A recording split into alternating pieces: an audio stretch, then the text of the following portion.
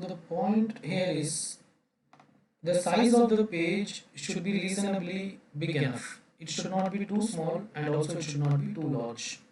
Why is it so? If it is too small, then it means that if the particular page is not in the main memory, so this is main memory, if the particular page is not in the main memory, then for getting a small page, you have to access the disk, which is a time consuming operation, which is not advisable. Okay, right. So that is the reason why it should not be too small. Now why it should not be too big? It should not be too big because, so again, a page is not in the main memory. Now you are going to take a, see, CPU is asking only 1 byte or 2 byte or 1 word. Okay, but for that we are going to take the entire page, right? So that we are saying that the page size should be of a reasonably good enough. It should not be too small and also too big. CPU is asking for 1 word. That word is not in the main memory. That means that word is not in any page of the main memory, because we deal everything in terms of pages, right? So now if the page size is very big and it is available in one of the page in the secondary storage device, that is the hard disk, then we move that big page to the main memory. Okay, now moving this big page from the hard disk will take quite a lot of time. Okay, and you have moved this big page just for one word, right? And it may so happen that other words of that page may not be used, or it might be used very less frequently. Okay, in that case, that will also lead to inefficiency. Okay, so it is the job of the designers, the organization, these computer organization designers, to identify the right size of the page. Okay, so as a computer engineer, you should be aware of this. The page size should not be too small and also it should not be too large. Okay, fine. Okay, so so again these are fundamentals. So cache memory, what it does, it is introduced to bridge the gap between the processor and the main memory. Bridge the speed gap between the processor and the main memory. And cache memory is actually it is implemented as a hardware. Because cache is a hardware. Cache is a form of memory that's a hardware. So it's implemented at hardware level. Okay. Virtual memory is introduced to bridge the speed gap between main memory and secondary storage device. Okay. See, CPU can access cache at a very faster speed. Okay, at a striking speed. So that is, we say that CPU can access cache in no time. To get something from cache, it is as if to get something. It is as if that something is inside the CPU itself. At that speed, CPU can take something from cache. Okay, but that is not the case with main memory. With main memory, the time will be still reduced. Okay, but if you take disk, CPU can take something faster from a main memory, but it will take more time to fetch that from the hard disk. Okay, so there is a speed gap at every level, right? So memories can be accessed faster than disk. So there is a speed gap between main memory and secondary storage device. To bridge that gap, we are going for virtual memory. And virtual memory is implemented at software level. Because here what we are doing, there is no hardware. Only when a big program is to be loaded, which is beyond the capacity of the main memory, we load the program partially and we say to the processor that the program is loaded. Now the processor will generate the address, virtual address, and that will be converted to the physical address. Then we check whether that particular page is available in the main memory or not. If it is there, you provide. Otherwise, page fault will be created, and then locate the page from the hard disk and bring it here if there is sufficient space in the main memory. Otherwise, do swapping. All these are done by what? All these are done by softwares. Okay. So virtual memory is actually implemented by at software level. Okay. Fine. Okay. So each virtual address or logical address, virtual address can also be called as logical address. Okay. Generated by the processor, it can be divided into two parts. The higher order bits of the virtual address, it will actually refer to the page number, or you can call it as the virtual page number. The higher order bits of the virtual address will refer to the page number. That is, this address, whatever the address the CPU is trying to locate, it is available in which page. that page number, the higher order bit will hold, okay, and the lower order bit will contain the exact location, specific location, okay, because a page may contain several words, a page may contain multiple words, okay. So the higher order bit of the virtual address will identify only the page number. Say this is page 0. So this entire thing is page 0, okay. Maybe another one, this entire thing may be page 1, okay, page 1. Like that you may have several pages. Like that you may have in the main memory there may be multiple pages, hundreds or thousands of pages. So the virtual numbers, higher order bits will identify only the page number or the starting address of the page number. And the lower order bits will specify exactly which location. Okay, right? Fine. So in this page, if you, the higher order bit says if it is page 0, then in this page, this entire thing, this page contains say 4 words, 1, 2, 3, 4, then which word it is? It is the first word or 0th word or first word or second word or third word, that will be specified by the lower order bits. Okay, right. And information about the pages of main memory will be maintained by a table. That table is called as page table. Okay, so the entire concept is what main memory is divided into several pages, like page 0, page 1, page 2, like that. There are many pages in the main memory. Again, each page is a collection of words. Each page is a collection of words. Okay, now there are many pages in the main memory, and each page will have some starting address. Okay, starting address, this is page 0, it will have one starting address, page 1 will have some other starting address, every page will have its own starting address. Okay, now there should be some mechanism to know the starting address of every page. For that we maintain a table. That table is called as page table. So the page table contains what? It contains the page number. Primarily it contains the page number and the starting address of that particular page. Page 0, what is the starting address? Page 1, what is the starting address? Page 2, what is the starting address? So on and so forth, all the page. Okay. In addition to that, we will also have some control bits. What these control bits will hold, that we will discuss in the coming slides. Okay, right. The area of the main memory that can hold a page is called as page frame. Okay, see, all these are pages. This is one page. This is one page. This is one page. Okay, so one page is also called as one frame. One page is also called as one frame. Okay, right. The area of the main memory that can hold a page is also called as one frame. It's another terminology. Instead of calling it as a page, you can also call it as a frame. Right? Okay.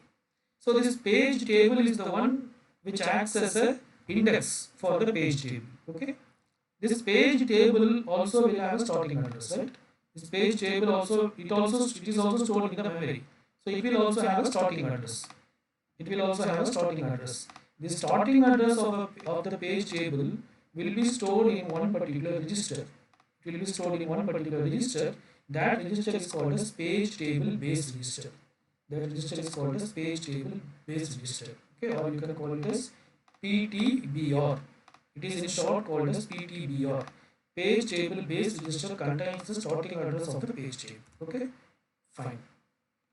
So with this knowledge, let us see how the concept of paging works, how the concept of virtual memory works. Okay, so this is the address which is coming from the processor. It is a virtual address. It contains two ports, the higher order port and the lower order port. Okay, the higher order port, it actually refers to the page number. It says which page number I want to access. It just says which page number I want to access. So it will just say page, I want to access page 0, page 1, page 2 or page 3 or page 100, whatever it may be. Okay, so this page number is added with the page table base address. Okay, this page number is added with the page tables base address. Okay, so this is page table starting address. Say page table starting address is 2000. Okay, now in the page table, say this shows like 0th page is available in which address, first page is available in which address, second page is available in which address, so on and so forth. Like that, 100th page is in which address, 101th page is in which address. Like that, the page table contains. Okay. Now say that the virtual page number, it is trying to access 100th page number. Okay. Now this 100 will be added with what? is 2000. 2000 is the starting address of the page table. Okay. So this zeroth entry of page table, I mean, which is pointing to page 0, it is available in 2000 address.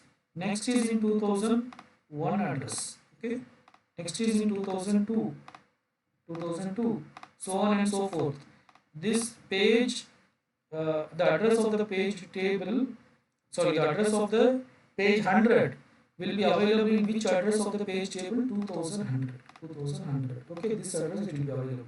So this 2000 will be added with the 100. That will give you this particular location, which is nothing but 2100. Okay, this 2100 will contain some address. Okay, that is what? That is the actual starting address of this particular page. 100 page starting address. Okay. Now we got the starting address of the 100 page. Okay. Fine. Take that. Take that starting address. But again recall, page is a collection of words. Page is a collection of words. We have not identified the exact word. We have identified the starting address of that particular page. Then that exact location or the exact word that will be coming from the uh, I mean the least significant bits or the lower order bits of the virtual address which is coming from the processor. Now take that will be acting as an offset. Okay, here we got the page number which will identify the starting address of that page which you want to access, and add that with that offset, that will give you the exact location or the exact word that is to be accessed. Okay, so this is how address translation happens for a virtual memory. So apart from this, here you see the page table can also have control bits. Where is the diagram? Page table may also have some. Here it is not shown, but actually page table can also have some control bits. What these control bits can contain? So the control bits, one of the bit may indicate the validity of the page, whether the page is valid or not. Okay. Right? So it means that sometimes our operating system can just invalidate a page by just making the validity bit to 0. Okay. So operating system need not remove the page from the memory. It can just make the valid bit to 0 so that the page will become invalid. Right? And there may be the control bit, maybe another control bit which indicates whether the page has been modified or not. Okay, during the presence in the main memory. Okay. So if it is modified, then what should we do? If it is why we need to make a mark of whether it is modified or not. The reason is sometimes we may want to replace the page. If the main memory is full, then we may have to replace. Okay. If you want to bring a new page from the hard disk, then this page should be replaced. Then while replacing, you should know whether we can just discard that page or it should be returned back to the hard disk. Okay. So if it is modified, if the page is modified, then you cannot just discard. You have to write it back to the hard disk. Okay. So that is the reason this modified bit is used. Okay. This is similar to the dirty bit in the cache memory. The cache memory we use dirty bit, which says that whether the particular block should be returned back to the main memory or not. This is also similar to that. Okay. This determines whether the page should be returned back to the disk when it is removed from the main memory or not. This is similar to the dirty or modified bit of the cache memory. Okay. Fine. So there may be other control bits which says the restrictions that are imposed on this particular page. That is whether you can perform only a read operation or only a write operation or both. Okay. Or a restriction process wise, or you can say that a particular process can only perform a read operation on this page, right? Or some other process can perform both read and write operation. So which process can perform what operation? That also specified to the control bits. Basically, these are the three types of control bits. One control bit, it may say whether the page is valid or not. Other one which says whether the page is modified or not. Other one which says the access privileges for the process. Whether some process can perform read operation or write operation or modify operation or any one of the three or any two or all the three. Right. Now there is a question where the page table should be located. Where the page table should be located. So page table is something which is acting as an index for the page table. Sorry, which is acting as the index for the starting address of all the pages. So it contains the page number and the starting address for every page. It contains the page number and the starting address of every page. So it is acting as an index for the entire main memory, and it contains the page number and the starting address of all the pages. Okay, fine. Now, now the question is where this page table should be stored. Okay, ideally page table should be stored along with MMU, memory management unit. Okay, but if you see memory management unit is a part of CPU. Okay, memory management unit is a part of the CPU. You can see this diagram. As per this diagram, memory management unit, you can see here processor, here memory management unit. So actually memory management unit is located inside the processor itself, right? So page table also should be located where MMU is located. So it means that page table also should be located in the processor, right? But you cannot keep page table inside the processor because page table is so huge. Because a system can have many pages and you have entry for all the pages in the page table, right? So you cannot keep the entire page table in the main memory, right? So here we have a problem, right? So to overcome the problem, we are going to use something called TLB. We are going to use something called TLB. TLB stands for Translation Look Aside Buffer. TLB stands for Translation Look Aside Buffer. So what is a Translation Look Aside Buffer means? It is a copy of the page table. It is a copy of the page table. It's not a copy of the full page table. It is a copy of the partial page table which are frequently accessed. Okay. It is a copy of the, it is a small copy of a partial page table which are frequently accessed. Okay.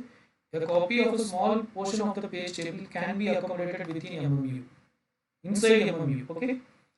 So a copy of the small portion of page table can be accommodated inside MMU. This small portion of page table is called as TLB, Translation Look Aside Buffer. Okay. So what TLB contains means it holds page table entries that are most recently or most frequently accessed. Okay. It contains page table entries that are most recently or most frequently accessed. Okay, right? So this is something like a cache for the page table. This is something like a cache memory for the page table because page table is in the main memory, whereas TLB is in the MMU, which is inside the CPU. Okay, right. Now, whenever the CPU want to access something, whenever address is generated, first the MMU will check in the TLB, in the translation look aside buffer, whether the particular page number is available or not. If it is available, then the MMU can get the address of that page from the TLB itself. So that will be very fast. That will happen at no time. Okay. Only so that we call it as TLB hit. So if the address, if the virtual address generated by the processor, okay, the corresponding page number for that virtual address is available in the TLB, right? You recall the virtual address, it contains two parts. Higher order bits refer to the page number and the lower order is offset. That is the exact location. So the MMU will take the higher order bit, that will the page number, it will check in the TLB. Is that page is referred in the TLB or not? If it is referred, then it will immediately, it will get the physical address, okay, and that will be added with the offset and the actual location will be immediately found out, okay. So that is called as TLB hit. But if it is not in the TLB, then it will become TLB miss. If there is a TLB miss, then the MMU will check in the main memory, that is in the page table. Okay, main memory contains page table. Then it will check in the page table. Where is that page available in the main memory? Then again the same process. Then it will get that particular starting address, add it with that offset, then locate it. Okay. So that is called as page table hit. That is called as page table hit. But it may also so happen that it is not available in the page table also. Then we call it as page table miss. Okay, if there is a page table miss, then it should be then that particular page should be loaded from the hard disk. Okay. If there is sufficient page in the main space in the main memory, you load it in the main memory. Otherwise, do swapping. Okay. So this diagram shows how TLB is getting accessed. So the virtual address is generated by the processor. Now from the virtual address, higher order bit refers to the page number, lower order bit refers to the offset. Take the higher order bits, that is the page number, and check whether this same page number is referred by the virtual, is it available in the TLB or not. If it is available in the TLB, then take the appropriate page number. Then take the appropriate page number and add it with the offset. So you get the physical address very quickly. So this is called as TLB hit. This is called as TLB hit.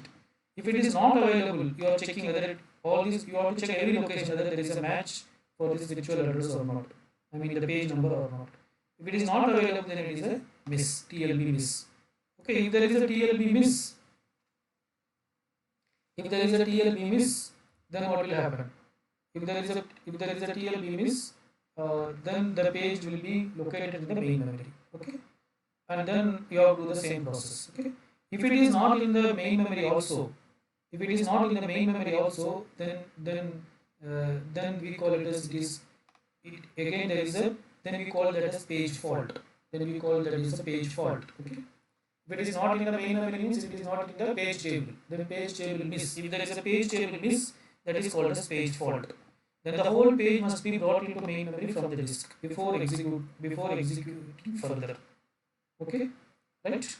So upon detecting the page fault, the MMU will raise an exception. Okay, and moving the page from the hard disk to the main memory, that will be happen something like an interrupt. That will happen something like an interrupt. Okay, because that will be a time. That is a very urgent operation, right? So the processing of the active task which causes the page fault will be interrupted. So some process has created the page fault, right? So that process will be interrupted. That will be stopped. Okay, and the control will be transferred to the operating system kernel. So the kernel will then move the requested page from the secondary storage device to the main memory.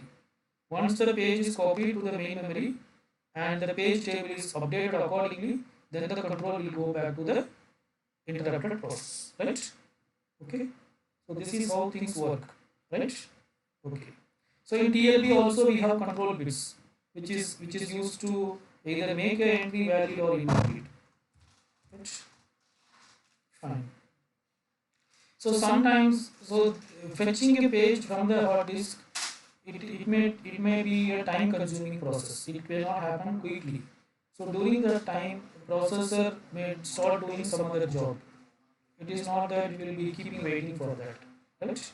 So whatever the task it is doing currently, it may suspend that, and processor may start doing some other task. Okay.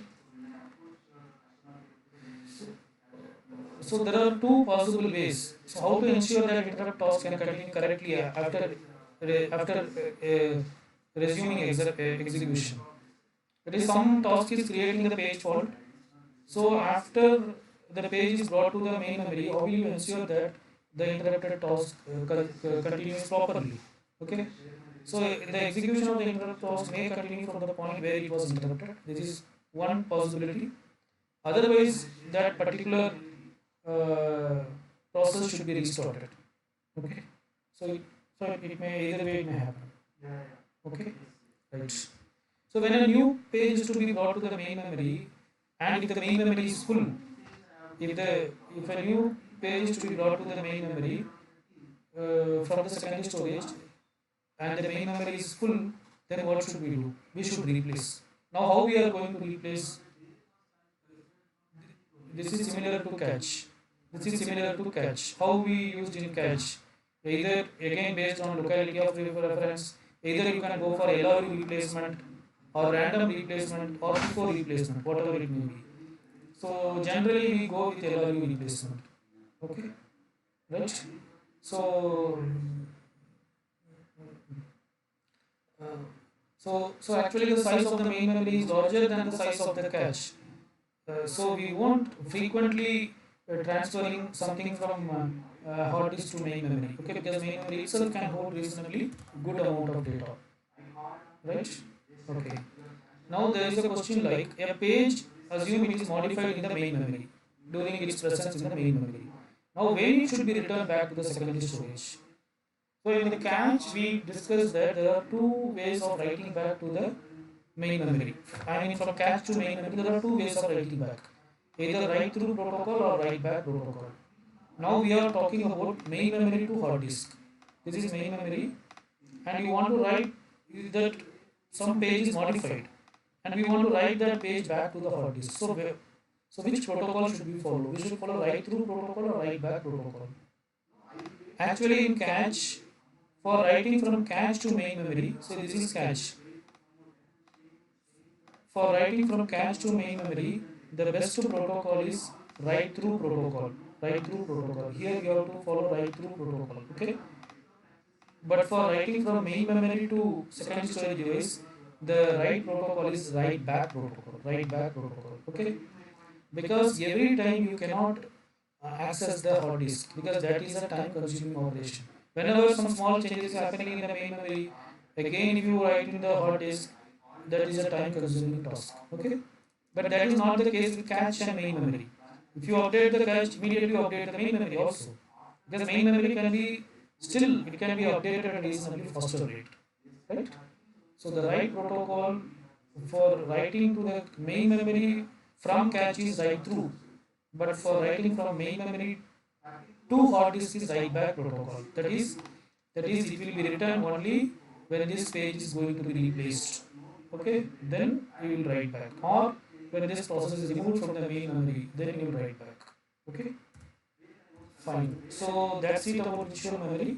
So let us stop here.